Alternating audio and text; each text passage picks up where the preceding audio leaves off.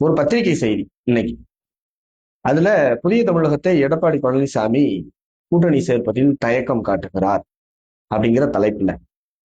என்னடா இது அப்படின்னு உள்ள போய் படிச்சோம் அப்படின்னா, அந்த பத்திரிகை நிருபர் அதிமுகவினுடைய ஒரு அமைப்பு செயலாளர், யாருன்னு தெரியல, அவர்கிட்ட கேள்வி எழுப்புனாங்களாம், என்னங்க அப்படின்னு. அப்ப அவர் சில காரணங்களை எல்லாம் சொன்னாராம். என்னன்னா, பசுபதி பாண்டியனுடைய மகளை நாங்க கூட்டணியில வச்சிருக்கிறதுனால அதுக்கு எதிரா இருக்காரு.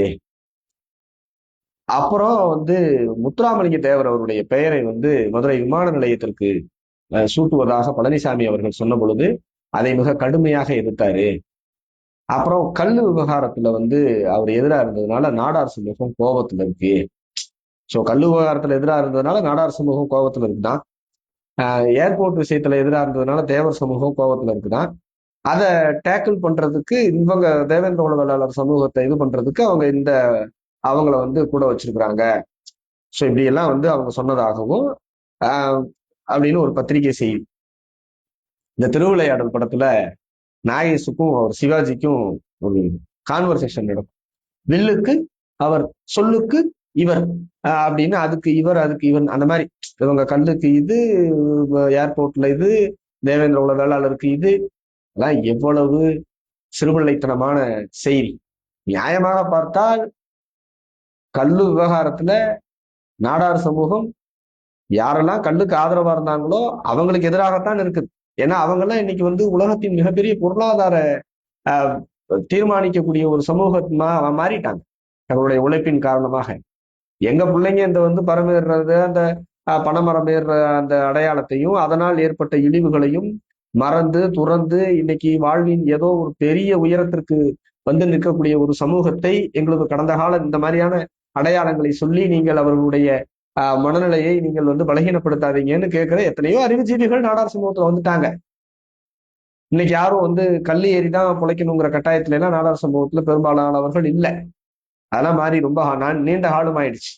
புதிய மனுஷனே கொள்கை, மது போதைப் பொருளுக்கு எதிரானது புதிய மனுஷனே கொள்கை. அப்படின்னா கொள்கையை முச்சோடும் தூக்கி எறிஞ்சிட்டுலாம் சரணாகதி ஆக முடியாது. அது ஒரு காலத்திலயும் புதிய முயற்சி செய்யாது. இப்ப பசுபதி பாண்டியனுடைய மகளை நாங்க வச்சு அதை மேட் அவுட் பண்ணிக்குவோம் அப்படிங்கிற எண்ணத்துல இருந்தா பண்ணிக்கோங்க. அவங்க கூடவே உங்க கூட பேர் வச்சுட்டு வருவாங்களா? மதுரை விமான நிலையத்திற்கு முத்துராமலிங்க தேவர் அவருடைய பெயரை அவங்க எல்லாரும், அவங்க ஆதரவாளர்கள் எல்லாம் கூட உங்களுக்கு பெயர் சுட்டிட்டு வருவாங்க. அதுக்கு சரிதான் சொல்லுவாங்களா? இடம் கொடுத்த தேவேந்திர குல வேளாளர்கள் என்ன பேர் வைக்க சொல்றாங்களோ அவங்கள வைக்கணும். நாங்க கேட்கறது அடாவடியோ இதோ கிடையாது.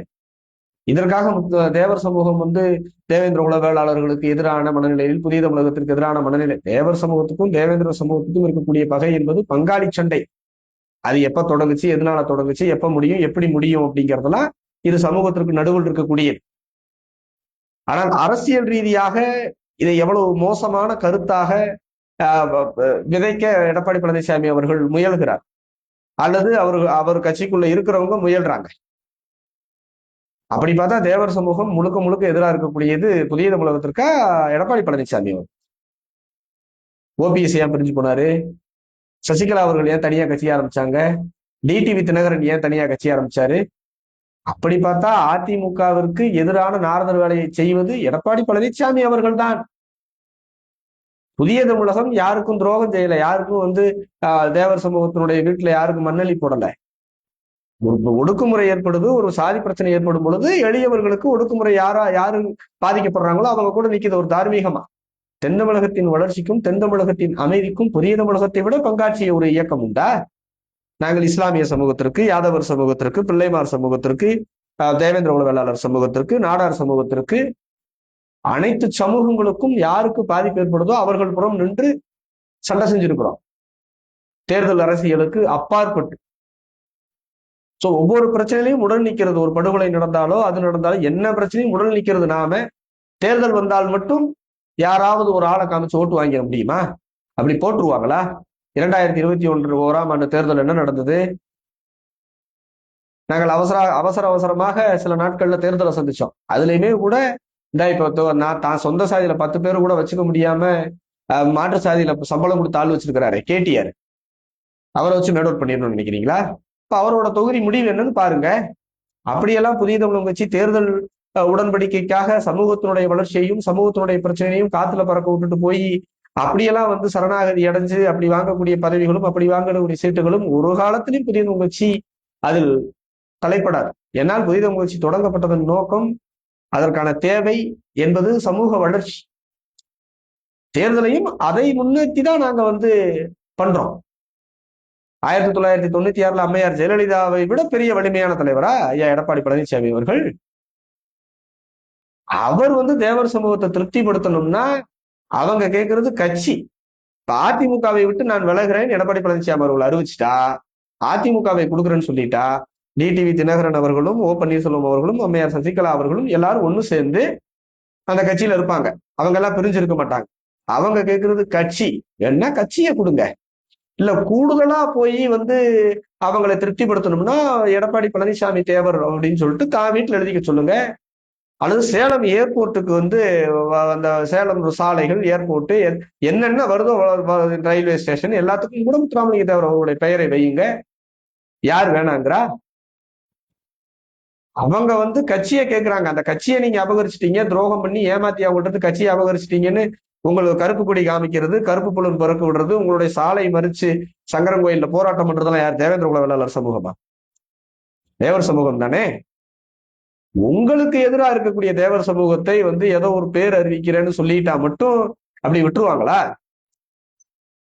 இல்ல நீங்க இதோட வந்து யார வேணாலும் கூப்பிட்டு வாங்க, நாங்க அப்படித்தான் பேர் அறிவிப்போம்னு எங்க வாங்க? தென் மாவட்டத்துல 120 தொகுதி இருக்குது. 120 தொகுதியிலையும் தேவேந்திர குல வேளாளர்கள் இருக்கக்கூடிய ஊர்கள்ல நாங்க இந்த பேரை வைக்க போறோம் அப்படின்னு சொல்லி ஓட்டு கேட்டுங்களேன். இல்ல ஊருக்குள்ள விடுவாங்களான்னு பார்ப்போம், விட்டுருவோமான்னு பார்ப்போம். அப்படியெல்லாம் ஒரு காலத்திலும் சரின்னா சரி, தப்புன்னா தப்பு. அது புதிய மனுஷனுடைய கொள்கை நிலைப்பாடு. அதுல இருந்தெல்லாம் கட்சி ஒரு காலத்திலும் பின்வாங்காது. தேர்தல் இது முதல் தேர்தலும் அல்ல, கடைசி தேர்தலும் அல்ல. உங்களுக்கு வேண்டுமானால் இந்த தேர்தல் வந்து தங்களுடைய இருப்பை ஏன் உங்களை காப்ப அரசியல் நீங்க இருக்கணும்னா இந்த தேர்தலை எதிர்கொண்டு ஆகணும். வருகின்ற தேர்தலில் 500 ஓட்டும் 1000 ஓட்டும் எவ்வளவு பெரிய விளைவுகளை ஏற்படுத்தும்ங்கிறது தேர்தல் முடிவுகள் காட்டும். அப்படி நீங்க இருந்தா சரி, இவ்வளவு பலகீனமாக இருக்கும் பொழுதே நீங்கள் வந்து ஒரு தொகுதி உடன்படிக்கையில நமக்கு நட்பு சக்தியாக இருக்கக்கூடியவர்களுக்கு நடுவுல சென்று முடிஞ்சு விடுறது, அந்த சமூகத்தை பிரிக்கிற வேலையை செஞ்சா அதை எப்படி புதிய தமிழ் கட்சியும் ஏற்கும் அல்லது தேவேந்திர குல வேளாளர் சமூகமும் ஏற்பார்கள்? அப்படிலாம் ஏற்க மாட்டாங்க. நீங்கள் தேவர் சமூகத்துக்கு துரோகம் இழைத்ததாக தேவர் சமூகம் நினைக்கிறாங்க. அந்த துரோகத்தை வந்து இல்லைன்னு சொல்றதுக்கு, அவங்களை திருப்திப்படுத்துறதுக்கு நீங்க கட்சியை கொடுத்துருங்க. அதை விட்டுட்டு இன்னொரு சமூகம் கொடுத்த இடத்திற்கு ஒரு நீங்கள் சாதி வாக்குகளுக்காக பேர் வச்சிருவோம்னு சொன்னா, அப்படி பேர் வைக்கிறதை எதிர்த்தா புதிய தமிழ் கட்சிக்கு தேவர் சமூகம் வாக்களிக்காதுன்னா, கடந்த 2011 தேர்தலில் அம்மையார் ஜெயலலிதா அவர்கள் தலைமையிலான அதிமுக கூட தான் புதிய தமிழ் கட்சி கூட்டணி அமைச்சு 2 தொகுதிகள் ஜெயிச்சோம். அன்னைக்கு இதே மாதிரிதான் கருணாநிதி அவர்கள் எடுத்த அஸ்திரம் தேவர் சமூகத்தை வந்து ஜெயலலிதா அம்மையார் வந்து பிரிக்கிறதுக்கு நாங்கள் ஏர்போர்ட்டுக்கு பேர் வைப்போம்னு சொன்னாரு. புதிய தமிழ் கட்சி அன்னைக்கும் மிக கடுமையாக எதிர்த்துதான் அந்த தேர்தலை சந்திச்சாங்க. யார் ஆட்சி அமைச்சது? எதிர்கட்சி அந்தஸ்து கிடைச்சதா திமுகவுக்கு? நீங்கள் ஒரு சமூகத்தை உடைத்து அந்த சமூகத்தினுடைய அரசியல் பிரதிநிதியை பலகீனப்படுத்துவதாக எண்ணி அந்த கட்சியை ஓரம் கட்டுவதற்கு ஏதோ சின்ன சின்ன ஆளு கூட 10 பேர் 20 பேரை மட்டும் வச்சிருக்கக்கூடியவங்களை எல்லாம் நீங்க சரிநிகர் சக்தியாக கொண்டு வந்து நிறுத்தினீங்கன்னா, அப்ப புதிய தமிழுடைய சக்தி என்னன்னு காமிக்கிறதுக்கு அந்த தேர்தல்ல சந்திச்சுதானே ஆகணும். 2021, 24, 24 தேர்தல் முடிவுகளை போய் தென் தமிழகத்துல பாருங்க. தென்காசியை தவிர மற்ற தேர்தல் தொகுதிகள்ல அதிமுக ஷேர் பண்ண ஓட்டு எண்ணிக்கையை பாருங்க. தென்காசியில் மட்டும் ஏன் கொஞ்சம் கௌரவமா இருந்ததுங்கிறதையும் பாருங்க. ஒரு வெளிப்படைத்தன்மையோடு ஒரு யதார்த்தமாக அதிமுகவிற்கு புதிய தமிழகம் மிகப்பெரிய நட்பு சக்தியாக 2019 தேர்தல் முதல் இருக்கு. 2024 பாஜக தனிச்சு களம் கண்டுச்சாங்க, அதிமுக தலைச்சு களம். மத்திய அரசு, அதாவது சென்ட்ரல் கவர்மெண்ட்டை தீர்மானிக்கக்கூடிய தேர்தல். நியாயமாக நம்ம யார் கூட இருந்திருக்கணும்? பாஜக கூட இருந்திருக்கணும். அப்படித்தான் முடிவு எடுத்திருப்பாங்க சராசரி அரசியல் கட்சிகள். ஆனால் நாம அதிமுக கூட களம் அமைச்சுதான் தேர்தலை சந்திச்சோம். அப்படி இருக்கும் பொழுது இந்த தேவையில்லாத அந்த உமாபதினு ஒருத்தர் அவர் கொடுக்கக்கூடிய தரவுகளின் அடிப்படையில வந்து செய்தி வெளியிடுவது, அதை ஒரு விவாத பொருளாக்குவது, அதெல்லாம் வேற ஏதாவது கட்சிக்கிட்ட. புதிய தமிழ் கட்சி தேர்தல் அரசியல் எல்லாம் எப்பவுமே 2ஆம் பட்சமா தான் பார்க்கும். தேர்தலும் ஒரு போராட்ட களமாக சந்திக்கும், அவ்வளவுதான். தென் தமிழகத்தில் ஒண்ணும் கிடையாது. யாரெல்லாம் தென் தமிழகத்தில் தேவர் சமூகத்தினுடைய வாக்குகளை அதிமுகவிற்கு கொண்டு வந்து சேர்க்கும் வேலையை செய்து கொண்டிருந்தார்களோ அவர்கள் எல்லாமே இப்ப வேறு வேறு திசையில் இருக்கிறாங்க, வேறு வேறு என்ன ஓட்டத்தில் இருக்கிறாங்க. யாருமே எடப்பாடி பழனிசாமி அவர்களை ஏத்துக்கக்கூடிய ஒரு பர்சன்ட் கூட இல்ல. 2024 தேர்தல் முடிவுகள்ல வாக்கு எண்ணிக்கை மையத்துல என் அருகே அமர்ந்திருந்த ஒரு ஒன்றிய செயலாளர், ஒன்றிய அளவுக்கு ஒரு பொறுப்புல இருக்கக்கூடிய அதிமுக சேர்ந்தவர், அவர் எங்கள் சின்னம்மா கிட்ட கட்சி போனா தாங்க எங்க ஆளுங்க ஓட்டு போடுவாங்கன்னு தேர்தல் எண்ணிக்கையின் பொழுது என்கிட்ட சொன்னார். இது நடந்தது சத்தியம், நானே சாட்சி, என்கிட்ட தான் சொன்னார். அந்த அளவுக்கு தான் தேவர் சமூகத்தினுடைய மக்கள் எடப்பாடி பழனிசாமி அவர்களின் மீதான பார்வையில் வச்சிருக்கிறாங்க. அவங்கள திருப்திப்படுத்துறதுக்கு ஒரே வழி கட்சி அவங்கள்ட்ட கொடுக்கறதா. அதை விட்டுட்டு நீங்க வேற வேற ஆட்கள் மேல பழிய போடுறது, அவங்களுக்கு எதிர்ப்பு, இவங்களுக்கு எதிர்ப்பு, அவங்க பிரிவா இருக்காங்க, இவங்க 4 பிரிவா இருக்காங்க, இவங்க சமூகத்துல 20 அமைப்பு இருக்குது. ஒரு சமூகத்தில் 20 அமைப்பு இருப்பது, 30 அமைப்பு இருப்பது அது வட்டார அளவுல இருக்கும். ஆனால் ஒரு கட்சியே 20-30 உடஞ்சிருக்குல்ல, ஏன் அதை நீங்க ரியலைஸ் பண்ண மாட்டீங்க? அதை பலப்படுத்துறதுக்கு நீங்கள் கடந்த காலத்தில் இருந்த சக்தியோடு இல்லாத பொழுது நம்மளுடைய அந்த அந்த இதையும் பகிர்ந்து கொடுக்கக்கூடிய கட்டாயம் காலத்துக்கும் அதே நடைமுறை இருக்குமா? உலகம் அழியிறது வரைக்கும் ரெண்டு கட்சி எல்லாத்தையும் சேர்த்துக்குவாங்க, அவங்களுக்கு துணூன்னு கொடுப்பாங்க. ஒவ்வொரு ஒவ்வொரு கட்சியும் தோன்றி மக்கள் பிரச்சனைக்கு நடுவுல ஒவ்வொரு களத்துல போய் நின்று, இப்ப எப்படி இந்த பெரிய கட்சியா தன்னை காட்டிக்கிறவங்க மேஜரா இருக்கக்கூடிய பிரச்சனையில ஒரு 3-4 மாசத்துக்கு ஒருக்க ஒரு ஆர்ப்பாட்டம், மற்றபடி எல்லா அனுகூலங்களையும் அனுபவிச்சுக்கிறது அந்த கட்சிக்காரவங்க.